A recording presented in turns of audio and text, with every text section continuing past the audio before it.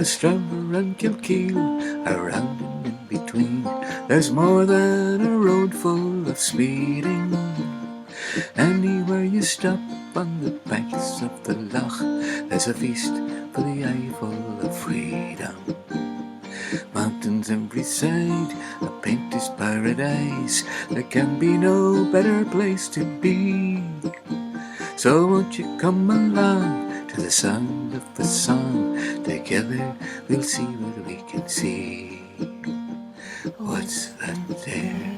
What's that there? What's that there? What's that there? What's that there?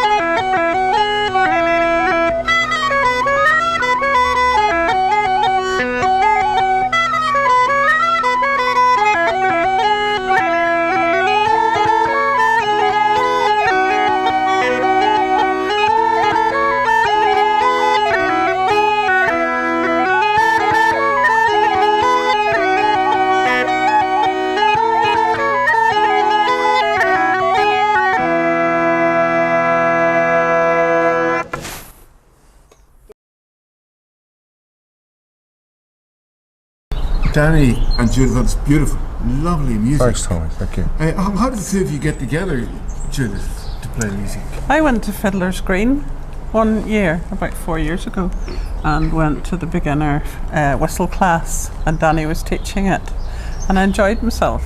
And then Danny said, well, do you want to carry on? So I did carry on. Then? I was just beginning, yeah. Wow. But you played music before this? I played the flute at school. Played the Sega silver flute at school. Yes. Yeah, so I had quite a bit of background. It's beautiful and it fits so well in with no, it's lovely. I was doing a whistle class, as Judith says, and was up in what is now the men's shed, you know, that front room. And afterwards Judith said, do you teach privately? I said, certainly, you know. And then it turned out that Judith was only, less than a mile from where I live. Yeah, it's great for me. Yeah, because I didn't know anybody really in ROSTREVOR. Yes. ROSTREVOR wouldn't have been on my sort of social calendar at all. So I found it very enriching. Well, it's not true. Just the music and different types of music, you know, that I wouldn't have played Irish music before, and it was great. I just loved it. Mm-hmm. Actually, it's for two towns that are very close together. There's so much to learn from each other. It challenges me. I have to come up with new tunes to keep her occupied and keep. That's the way to do it. Keep her. She keeps me on my toes. You know? We're doing a mixture of Scottish, Donegal, and the rest of the country. Yeah, just sort of the Scots tunes into Donegal and then down to South Down. Scots tunes Scots tunes and Irish tunes are so similar, and they're so part of every session, Yeah. aren't they? Well, you can get a great row going when you talk about it, because essentially reels are a Scottish form, you know, and now they're the most dominant form in Irish music. Jigs are European, hornpipes are English. I'll be getting thrown out of the country for coming out with this.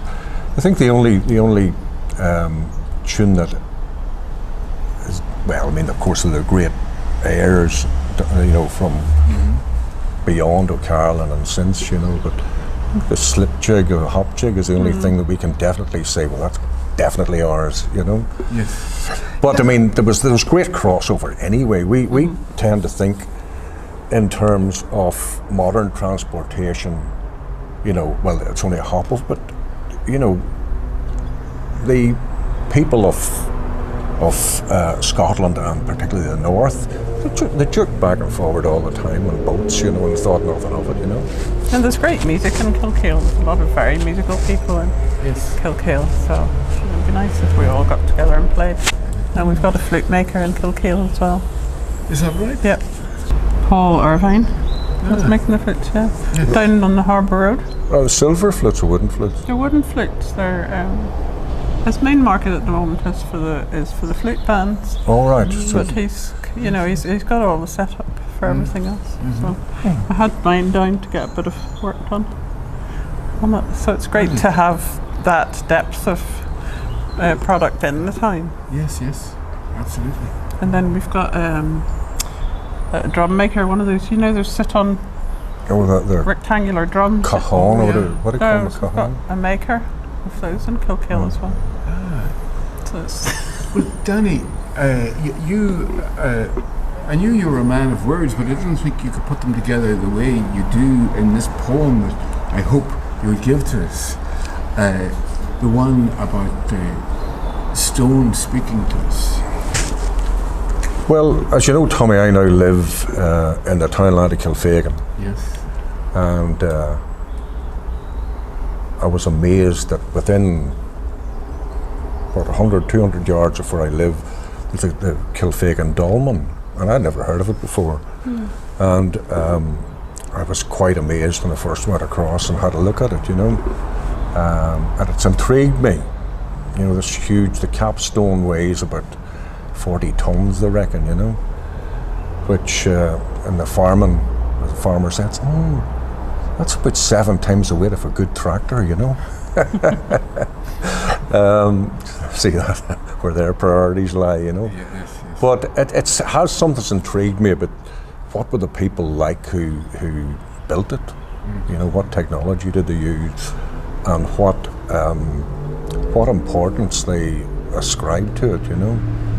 So in my musings I was thinking I would love to write about it, and couldn't find a suitable point of view until I hit upon the notion that should the poem should come from the Dolmen's point of view. You know, a lot of people don't know it exists. There are people locally don't know it exists, you know. And I was thinking from the Dolmen's point of view, almost with a hint of cynicism, that, you know, you lot don't respect me, you know, you don't realise what I am and how important I have been. So it was really from that angle that the poem, you know, came about.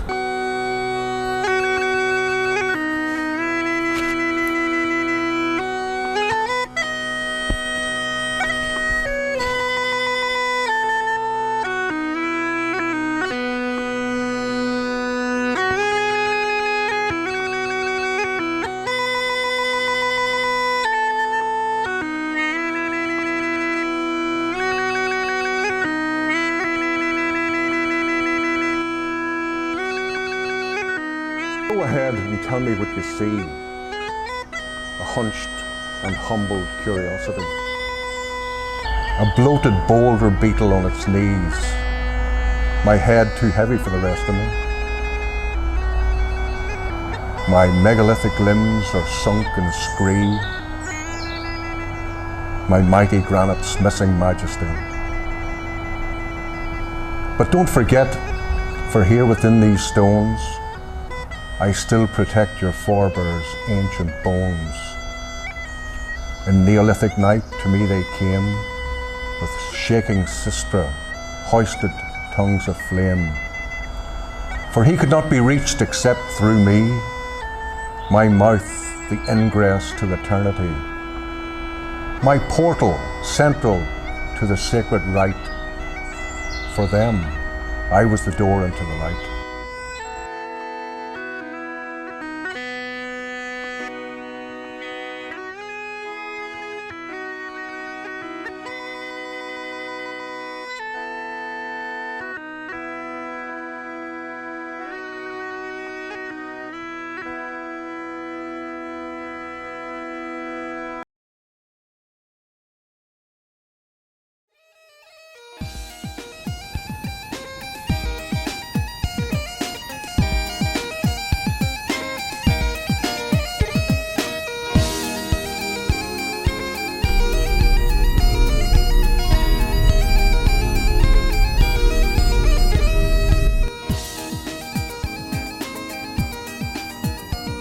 Well, I'm delighted to meet up, virtually at least, with Roberta Heaney from the Schomburg Society in Kilkeel. Roberta, lovely to see you. Can you tell me what's going on in the Schomburg Society these days? Tommy, the Schomburg Society is an Ulster Scots organisation, and we're based in Kilkeel here in the Kingdom of Mourne. I'm the Ulster Scots Development Officer for the Schomburg Society, and we're very busy throughout the whole of the year delivering Ulster Scots activities, programmes and events. And luckily for us, COVID-19 isn't stopping us from delivering our activities. We're very, very busy delivering outreach online, which is great. Well, I know of several linguistic friends of my own who are gently dipping their toes into the glottal tides of the Ulster Scots language. And indeed, growing up where I have grown up at home in Savile Mayo Bridge, we had lots of sprinklings of the words and so on. But you coming from Kilkeel, you're right in the centre of it, because there's been connections between Kilkeel and Scotland for so many years, as you can hear it in the accent and in the language. Are there any particular words that trip off the tongue or come to your mind from that special tradition? Well, Tommy, the Kingdom of Mourne is known as an Ulster Scots heartland, and Ulster Scots is part of who we are down here in the Kingdom of Mourne. We use words such as dander, teeman, red up, scundered.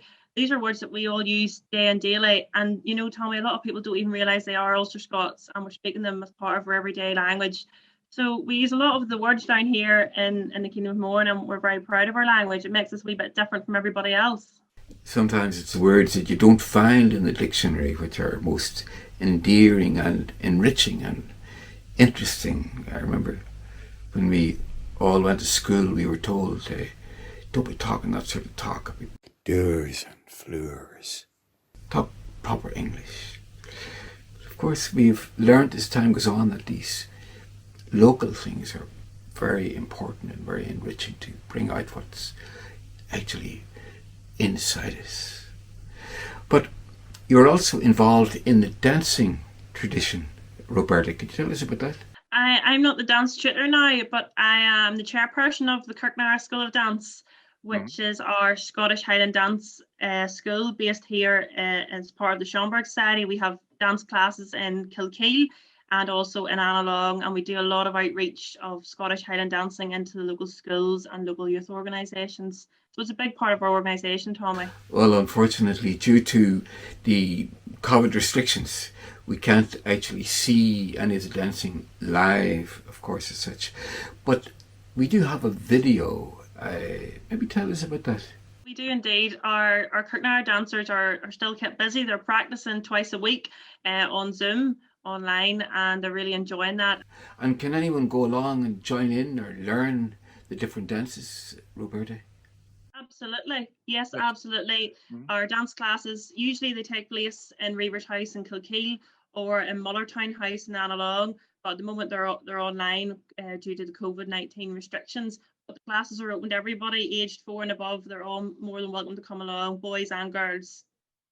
Fantastic. Well, I mentioned earlier on that we had intended to get together for a bit of a night with all this music and dancing and so on, but we can't do it at the moment. But hopefully soon we can get together, Roberta and James and all the people there, and have a bit of a night of Thank you, Tommy. These are 4 of our senior Kirknara School of Dance dancers, and they're tutored by Catherine Stewart, who's our dance tutor here of Kirknara School of Dance. So there's some of our older girls in the dance school, and they really enjoy taking part in performances such as this. So we hope you enjoy watching it.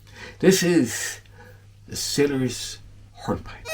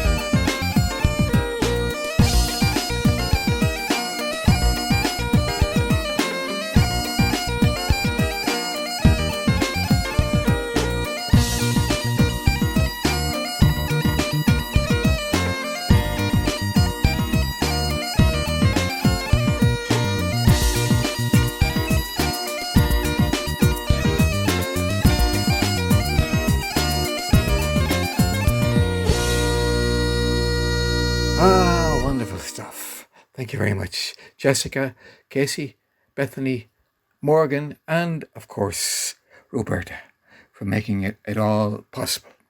I'm nearly out of breath after that myself. ROSTREVOR and Kilkeel, around and in between, there's more than a road full of speeding. Anywhere you stop on the banks of the loch, there's a feast for the eye full of freedom. Mountains every side, a painter's paradise. There can be no better place to be. So won't you come along to the sound of the song? Together we'll see what we can see. What's that there? What's that there? What's that there? What's that there? One of the major developments was at the quay, and the plan was to make it the tourist centre for the area, which would be connected to Warren Point by a tramway. Norton Shaw, who are 2 guys from Belfast, and also Earl Kilmurray, they were the directors, and they built the Woodside Hotel and then they built the rink. Now the skating rink opened in May the 21st, 1877, and it was advertised as the Woodside Skating Rink and Pleasure Gardens, ROSTREVOR. Grand opening fete, military band, grand display of fireworks, illumination of gardens, the electric light, illuminated waterfall. and open from 10 a.m. to 9:30 p.m. and admission 1 shilling. Now, the rink was more than just a skating rink. It was 164 feet long by 57 feet wide. It was a special floor. The roof itself was a circular girded one painted in blue and white and lit by 23 semicircular windows filled with stained glass of all hues. At the southern end of the rink was a large and beautiful star window filled with the stained glass of many patterns.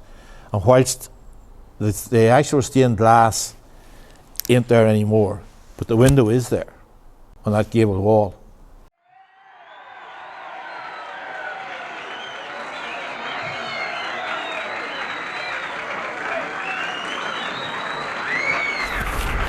My lords, ladies and gentlemen, for the first time in 120 years, we're getting a song in this place. And it's a very special song and a very special man to sing it. Please welcome Matthew McGrath.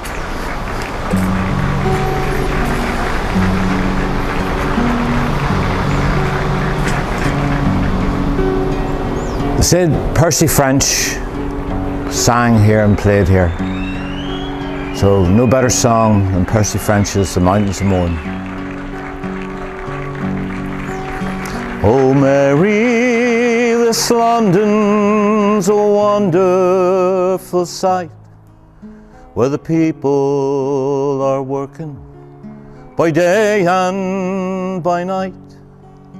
They don't sow potatoes, nor barley, nor wheat, but there's gangs of them digging for gold in the streets. At least when I asked them, that's what I was told. So I just took a hand at this digging for gold. But for all that I found there, I might as well be where the mountains of Mourne sweep down to the sea. You remember young Peter O'Loughlin, of course. Now he's over here at the head of the force. I met him today, I was crossing the Strand, and he stopped the whole street with one wave of his hand. And there we stood talking of days that were gone, while the whole population of London looked on. But for all his great powers, he's wishful like me, to be back where the dark morns sweep down to the sea. I believe that when writing a wish you express as to how those fine ladies of London were dressed.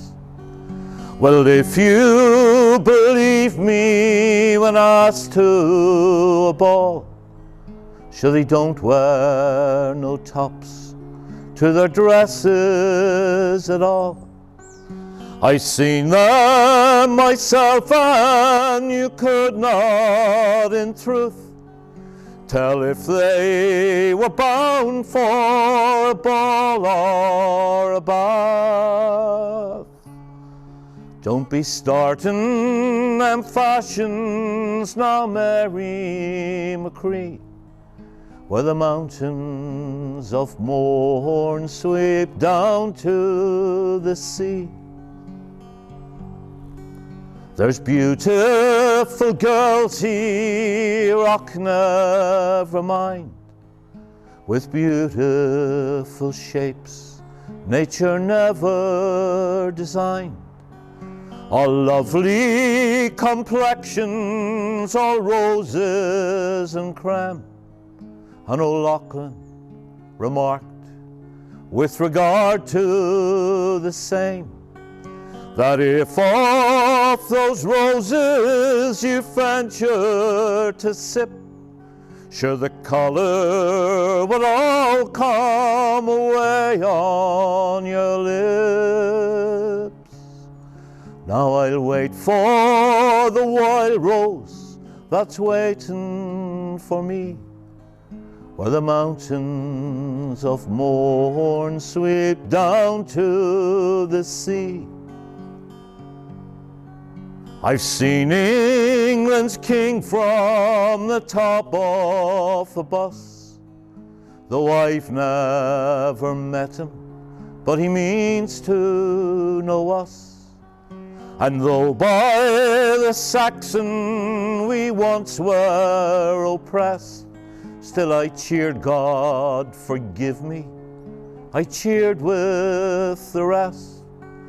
But now that he's visited Erin's green shores, we'll be much better friends than we've been heretofore.